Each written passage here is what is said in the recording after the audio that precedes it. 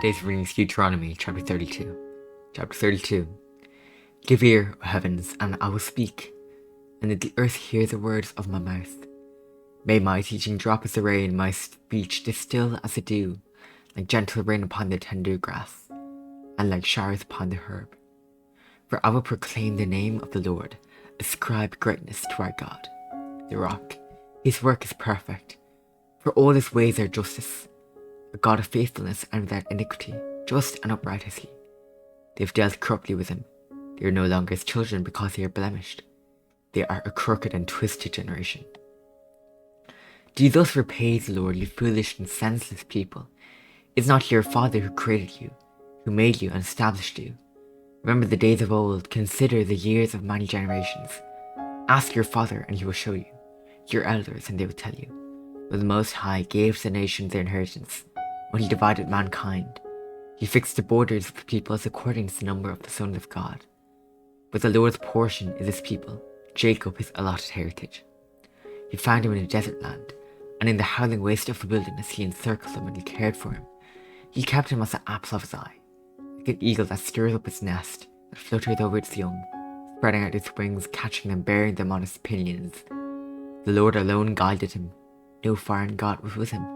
He made him ride on the high places of the land, and ate the produce of the field, and he suckled him with honey out of the rock, and oil out of the flinty rock, curds from the herd, and milk from the flock, with fat of lambs, rams of Bashan, and goats, with the very finest of the wheat, and he drank foaming wine made from the blood of the grape. But Jeshurun grew fat, and kicked, you grew fat, stout, and sleek. Then he forsook God who made him, and scoffed at the rock of salvation. They stirred him to jealousy with strange gods. With abominations they provoked him to anger. They sacrificed to demons that were not God, to gods they had never known, to new gods that had come recently, and your fathers had never dreaded. You were unmindful of the rock that bore you, and you forgot the God who gave you birth. The Lord sought and spurned them because of the provocation of his sons and his daughters. And he said, I'll hide my face from them. I'll see what their end will be, for they are a perverse generation, children in whom is no faithfulness. They have made me jealous with what is no God. They have provoked me to anger with their idols. For I will make them jealous with those who are no longer people, who are no people. I provoked them to anger with a foolish nation. Fire is kindled by my anger, and it burns to the depths of Sheol. Devours the earth and its incense, and sets on fire the foundation of the mountains. And I will heap disasters upon them. I'll spend my hours on them. They'll be wasted with hunger and devoured by plague and poisonous pestilence. I will send the teeth of beasts against them, with the venom of things that crawl in the dust. Outdoors the sword shall bereave, and indoors terror. For young man and a woman alike, their nursing child was a man of grey hairs. I would have said, I'll cut them to pieces. I'll wipe them from human memory. Had I not feared provocation by the enemy, lest their adversaries should misunderstand, lest he should say, our hand is triumphant. It was not the Lord who did all this. They are a nation void of counsel, and there is no understanding in them. If they were wise, they would understand this. They would discern their latter end. How could one have chased 1,000, and two have put 10,000 to flight, unless their rock had sold them, and the Lord had given them up? But their rock is not as our rock. Our enemies are by themselves. Their vine comes from the vine of Sodom, and from the fields of Gomorrah. Their grapes are grapes of poison, their clusters are bitter, their wine is the poison of serpents, and the cruel venom of asps. Is not this laid up in store with me, sealed up in our treasuries? Vengeance is mine, and recompense. For the time when their foot shall slip, for the day of their calamity is at hand, and their doom comes swiftly. For the Lord will vindicate his people, and have compassion on his servants. When he sees that their power is gone, there is no one remaining, bond or free.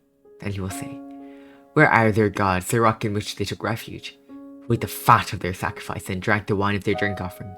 Let them rise up and help you. Let them be your protection. See now that I, even I, am he, and there is no God beside me. I kill and I make alive.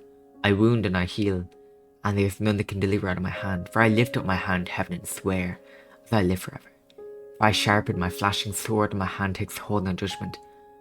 I will take my vengeance on my adversaries and repay those who hate me.